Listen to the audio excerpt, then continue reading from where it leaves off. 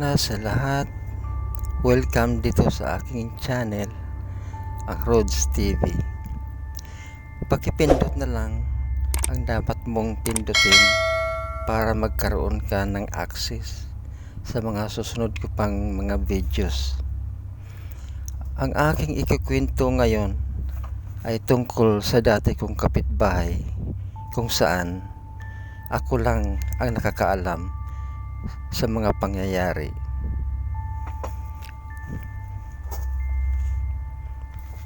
Nakatira kami sa isang bayan ng Negros Oriental at isa sa aming naging kapitbahay ay si Mang Basilio.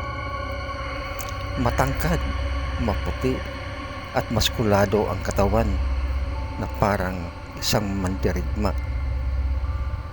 Tatlo ang naging anak ni Mang Basilio, pawang mga lalaki. Pero isa na lang ang natitira sa kanya dahil ang dalawa nakapagtrabaho na sa ibang lugar. Isang araw, naglalaro kami ng kanyang anak na si William. Dumating si Mang Basilio at nagsabi nga ako na lang daw ang kanyang isasama sa pagputol ng mga kahoy dahil yan ang kanyang hanapbuhay. Kahit anong klase ng kahoy, pinuputol niya ito kapalit ng kaunting halaga. Ang sabi ni Mang Basilio, ako na lang daw ang kanyang isasama dahil si William ay hindi makakasama dahil tinubuan ito ng malaking pigsa sa kanyang tuhod na halos tumagos sa kabila. Umuo naman ako dahil kailangan ko rin ang pera. Dahil ang sabi niya, bibigyan daw niya ako ng piso araw-araw pag ako ay sumasama. Ang trabaho ko lang ay ako ang magdadala ng aming baon. Kasama na rin ako doon sa pagkain. Isang araw, bandang alas 7 ng umaga, dumaan na nga si Mang Basilio sa aming bahay. Lumapit ako kaagad sa kanya at dinala ko ang baon. Patungo kami sa kabilang barangay kung saan nandoon ang kahoy nga kanyang puputulin. Mga 3 kilometro din ang aming nilakad hanggang nakarating kami sa aming patutunguhan. Tumambad sa akin ang napakalaking kahoy. Antipolo daw ang pangalan ng kahoy na yun. Hindi nagtagal, kinuha kaagad ni Mang Basilio ang kanyang matalas at malaking itak at inumpisahan kaagad ang demolasyon sa kahoy na yun. Pagdating ng alas 12, kumakain na kami. Pagkatapos ng konting pahinga, inumpisahan na naman niya ang pagputol sa naturang kahoy. Pagkakaalam ko, wala pang alas 3, tapos na ang kanyang trabaho. Kaya naglalakad na naman kami pauwi. Ang sabi niya, kinabukasan, mayroon lang naman kaming puputulin doon din sa lugar na yun. Binigyan niya ng piso, kaya tuwang-tuwa ako. Pagkasunod na araw, dumaan na naman siya sa bahay. Kaya ganun din ang ginagawa ko. Kinukuha ko yung basket na nandoon yung aming pagkain at lumakad na naman kami papunta doon sa naturang barangay. Pagdating namin sa highway, nakasalubong namin ang isang mayamang Kastila na isang asindero. may inabot siya kay may Basilio. Isa itong pera nga nagkakahalaga ng 100 piso. Malaki na rin ang halaga ng 100 piso ng mga panahong yun. Ang sabi ng Kastila, Basilio, ito ang 100 piso. Kailangan mo lang putulin ang baliti dyan sa tabi ng ilog. Yung baliti malapit lang sa aming kinaroroonan dahil yung baliti na yun nandyan lang sa aming barangay. Ang sabi naman ni Mang Basilio, puputulin ko yan bukas, senyorito, dahil ngayon mayroon pa akong puputulin doon sa kabilang barangay. Lumakad na kami papunta sa aming destinasyon. Pagdating namin doon, nakita ko nga yung malahiganting kahoy. Ang pangalan ng kahoy ay lawaan. Ganon din ang ginawa ni Mang Basilio. Inumpisahan ng putulin ang kahoy na lawaan. Pagdating ngayon ng alas 12, kumakain naman kami. Tapos nagpapahinga ng kaunti at sabi niya, alam mo, bakit wala akong takot magputol ng kahoy? Lingid sa inyong kaalaman na ang mga kahoy nga pinuputol ko, karamihan ay may nakakatirang engkanto. Pero hindi ako natatakot dahil mayroon akong agimat na panlaban para sa kanila. Binuksan niya ngayon yung kanyang t-shirt at nakita ako nga ang 3 maliliit na buti na pawang may mga laman. Ang 2 medyo malapad-lapad na parang buti ng white flower, at yung isa naman parang myrtille ulit kasi medyo bilog. Yun ang pinapakita niya sa akin at minana pa daw niya ito sa kanyang mga ninuno. Ngayon pumunta na naman siya doon sa kahoy na kanyang pinuputol. Wala pa ngang alas 3, natapos na niya ang pagputol ng mga kahoy na yon. Kaya umuwi na kami. Ang sabi niya sa akin, dadaan muna tayo doon sa baliti nga sinasabi ng Kastila kasi mayroon akong gagawin. Naglakad kami ng naglakad hanggang nakarating nga kami doon sa baliti kasi sinasabi ng Kastila, pero alam namin yun. Pumunta kami sa puno. Alas 4 na sa hapon yung oras na yon. Medyo madilim-dilim doon sa ilalim ng puno dahil sa sobrang dami ng dahon ng baliti na yun, saka malaki din. Kinuha niya ngayon ang kanyang matalas na itak, tapos hinampas niya ito doon sa sanga ng baliti. Nandoon na yung itak niya sa sanga ng baliti, nakakabit. At ang sabi niya, kailangan kong sirain ang inyong tahanan dahil alam talaga niya nga mayroong nakatira doon ng mga engkanto. Tapos ang sabi niya, papayag man kayo o hindi, dapat magbigay kayo ng babala para malaman ko rin. Babalik kami bandang alas 6 ng gabi. Tapos umalis na kami.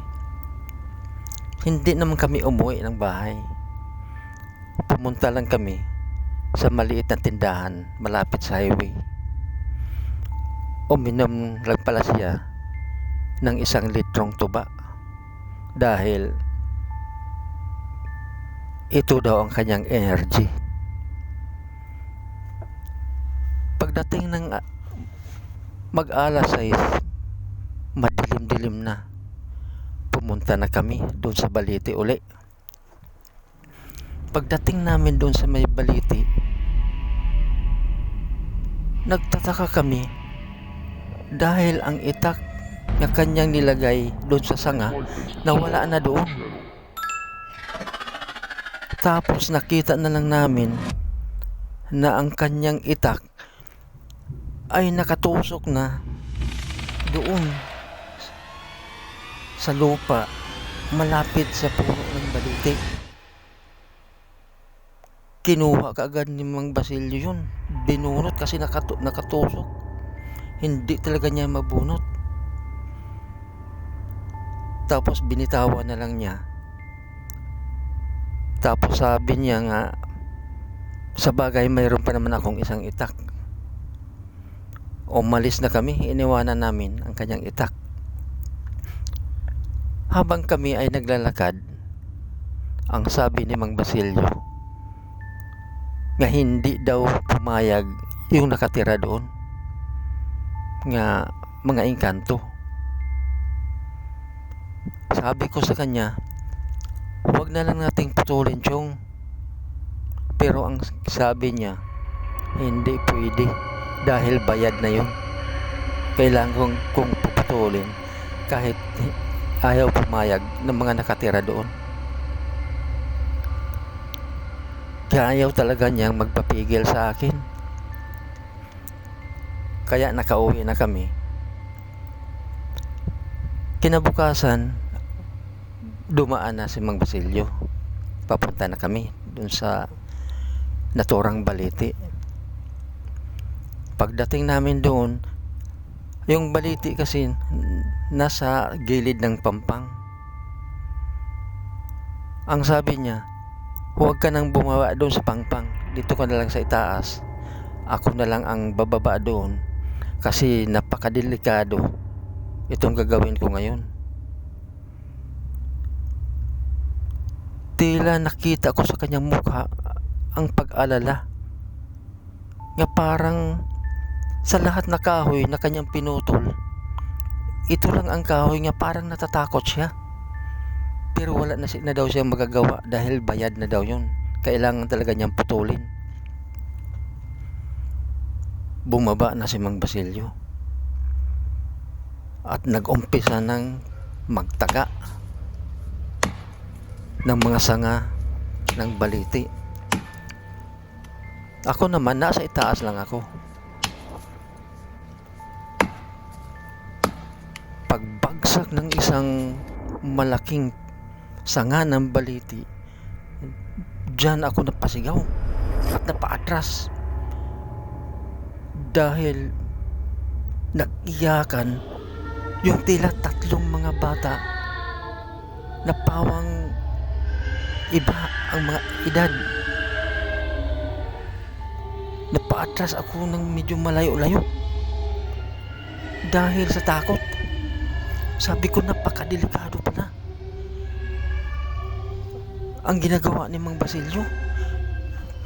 Parang isang bahay nga kanyang dinidemolis.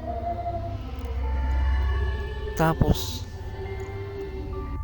may dumaan nga isang lalaki, si Chokelito pala, kilala ko. Dumaan siya doon sa may Balite. Sabi niya, sinong nagputol ng Balite? Sabi ko, si Mang Basilio. Sabi niya, ba't niya pinutol yan? Delikado yan, may nakatira dyan. Malapit lang sa bahay namin yung Balite na yan. Minsan nakikita ko yung malaking kahoy niyan, sobrang liwanag. Tapos ang tingin ko, hindi na isang bahay, ay hindi na isang kahoy ko, hindi isang bahay. napakadelikado yung ginagawa ni Mang Basilio. Sabi ko, Chong, sinasabihan ko nga siya, pero ayaw talaga niya magpapigil dahil bayad na daw yun. Binayaran kasi siya ng Kastila na may-ari ng tubo dyan sa gilid ng Baliti. Hindi daw makatubo ng maayos. Sabi niya kahit na, dahil delikado ang buhay niya dyan. Sobrang mabagsik yung nakatira dyan. Minsan nga makakarating sa aming bahay ang mga usapan dyan. Parang bahay yan paggabi. Sabi ko, wala na tayong magagawa dyan, Chong. Mamaya-maya bumagsak naman ang malaking sanga. Nagulat kaming dalawa ni Chong Kilito. Napaatras kami dahil nagbagsakan at parang bandang kusina siguro yun, dahil narinig namin yung mga plato nagkabarag-barag, mga kutsara. Dinig na dinig namin. Sabi ni Chokilito, layo ka dyan, punta tayo doon sa medyo malayo-layo. Kasi tingnan mo, naririnig natin may umiiyak. At saka parang mga plato yun nga barag. Sabi ko nga, patuloy pa rin nga putol ng putol sa mga sanga ng puno si Chong Basilio. Pagkat sapit ng alas 12, umakyat na si Mang Basilio. Lumapit naman ako, kinausap ko siya. Chong, anong nangyari? Dinig na dinig namin yung mayroong nag-iiyakan na. Oo, napinsala ko siguro ang kanilang tahanan. Sabi ko, itigil mo na kaya yan, Chong. Sabi niya, hindi pwede. Kasi nakakahiya doon sa may-ari ng pera nga binayad sa akin. Di, kumain na kami. Pagkatapos namin kumain, bumaba na naman siya doon. Inumpisahan naman niya yung pagputol ng puno. Hinayaan ko na lang siya kasi ayaw talaga niya magpapigil. Pagdating ng mga alas 4 na, hindi na siya nagpuputol ng kahoy. Parang tumigil. Pero nakikita ako, isang maliit na sanga na lang ang natitira. Parang kasing laki na lang ng hita ng tao. Maliit na lang. Pero hindi niya ito pinutol. Nakita ko si Mang Basilio nga gumagapang paakyat. Yung nakasampa na siya dito sa may itaas, nilapitan ko siya. Chong, anong nangyari? Ang sabi niya, talo tayo. Sabi ko, bakit talo? Ay, naputol mo na lahat. Maliban dyan sa isa, bakit hindi mo pinutol lahat? Mayroon pang isang natitira nga, sa bagay maliit na lang. Sabi niya, hindi na kaya. Yun pala, gumagapang siya sa sobrang pagod siguro o ano. Tapos ang sabi niya, talo daw. Ang sabi niya, tingnan mo nga itong aking agimat kung anong nangyari. Tinaas niya ang kanyang t-shirt, pinatingnan sa akin kung anong nangyari ng mga buti sa kanyang baywang. Pagtingin ko, nakikita ko yung mga bote nagkabarag-barag at wala ng mga laman.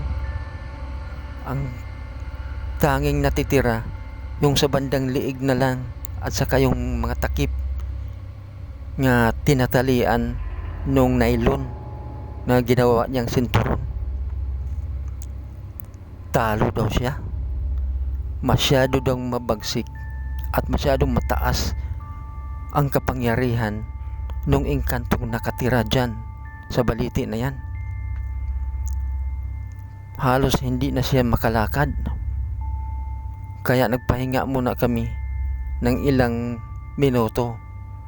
Tapos inalalayan ko na lang siya pauwi.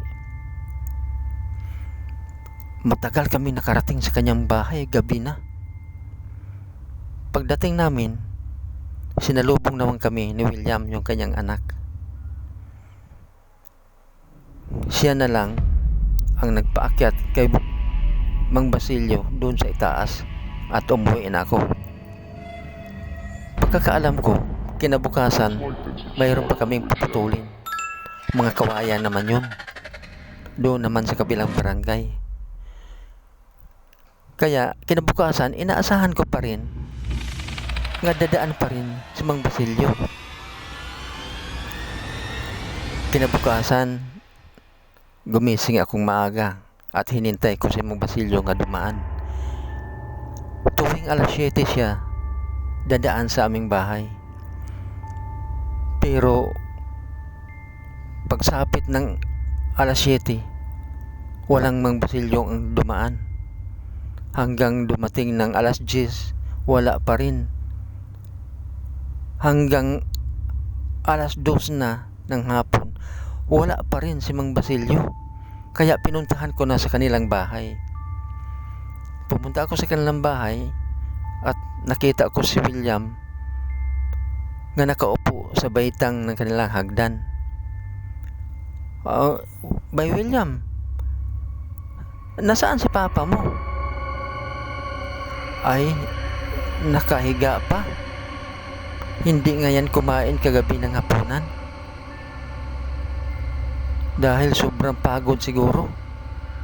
Tapos kanina, pinapakain ko ng lugaw. Ayaw pa rin kumain.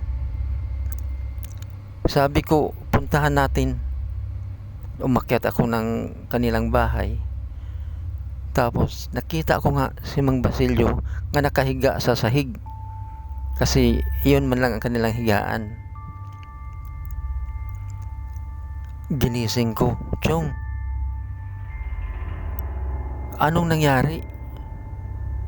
Ang sagot niya, talo tayo. Sabi ko, magpalakas ka na lang, kumain ka ng lugaw. Kasi mayroon pa tayong puputulin. Mayroon pang kawayan doon nga nakaschedule sa kabilang barangay. Pero ang sagot niya, talo tayo. Ngayon, hindi na siya nagsasalita. Kahit anong sasalita namin, hindi na siya sumasagot. Kaya iniwanan na lang namin.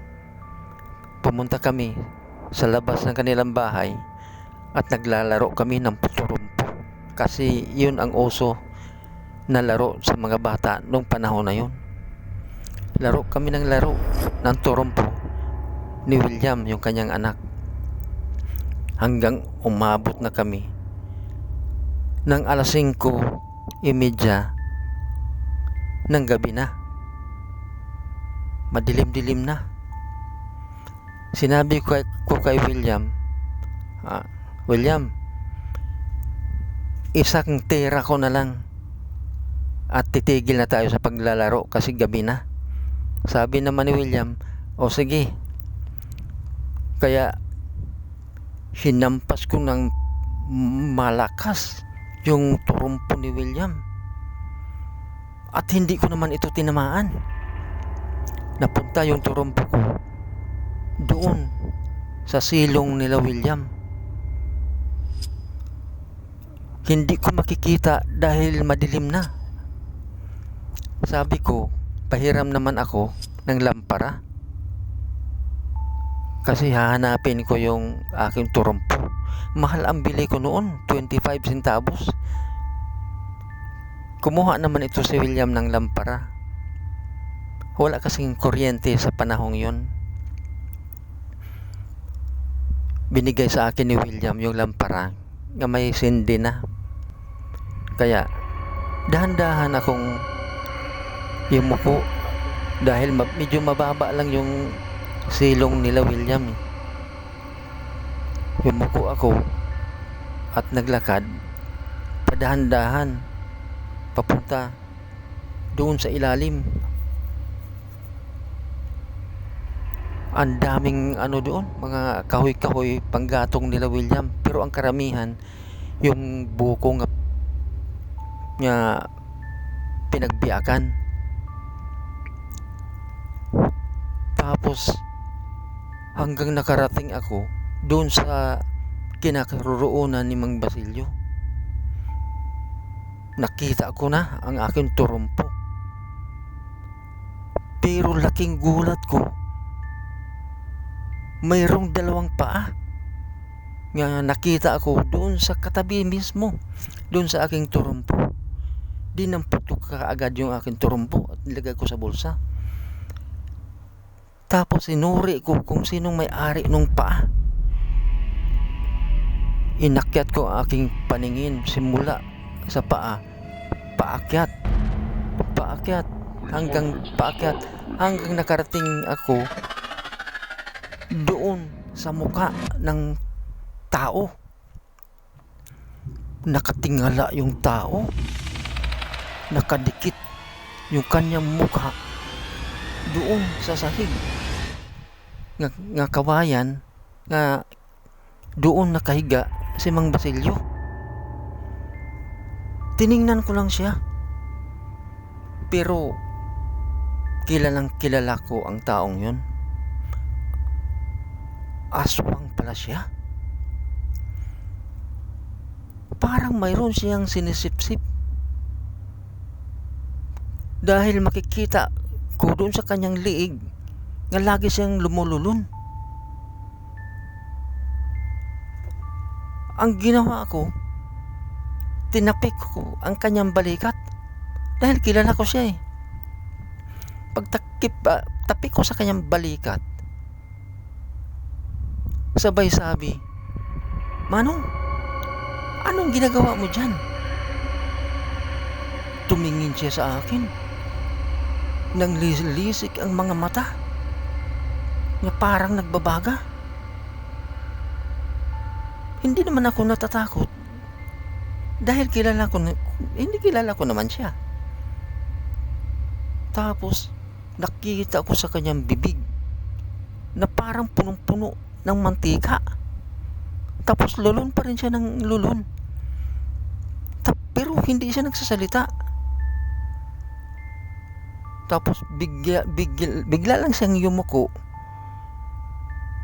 Tapos pumihit papunta sa likuran. Tapos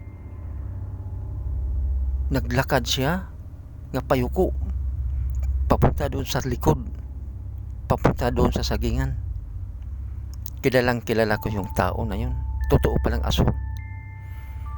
Ngayon lumabas na rin ako papunta kay William, pero hindi ko sinasabi kay William nga may aswang doon sa silong ng kanilang bahay, dahil maltaas ang respeto ko doon sa pamilya ng aswang. Kaya hindi ko sinasabi. Kaya umuwi na rin ako. Kinabukasan na madaling araw, sumama ako sa kapatid kong lalaki, pumalaot, nangingisda kami. Bandang alas 8, umuwi na rin kami. Alas 8 ng buntag. Yung malapit na kami doon sa baybayin, nakita namin Parang nagkagulo sa bahay nila William, nila Mang Basilio. Sabi ng kapatid ko, ano kayang nangyari? Bakit ang daming tao sa bahay nila Joe Basilio? Pagdating namin sa baybayin, may sumalubong sa amin. Tinanong kaagad ng kapatid ko, bakit ang daming tao sa bahay ni Mang Basilio? Ang sabi ng bata, Kuya, patay na si Mang Basilio. Hindi naman ako nagugulat dahil alam ko naman na mamamatay na si Mang Basilio. Dahil natalo nga siya sa kapangyarihan ng engkanto. Plus, sumausaw pa itong aswang na parang sinipsip lahat ang katas ng kanyang katawan dahil nakikita ko. Yun na ang buong pangyayari. Kaya ang payo ko sa inyo, kung mayroon man kayong mga kamag-anak o kaya miyembro ng pamilya nga magkasakit at malubha ito, huwag niyong pahigain sa sahig. Dapat pahigain ninyo sa isang katre o kaya sa kama para hindi siya mabiktima na katulad kay Mang Basilio. Hindi siya mabiktima ng aswang, kasi ang mga aswang kahit nasa malayo sila pero naaamoy ng mga aswang ang taong may sakit. Kaya hanggang dito na lang ako. Sana magustuhan nyo ang aking kwento. Salamat sa panonood.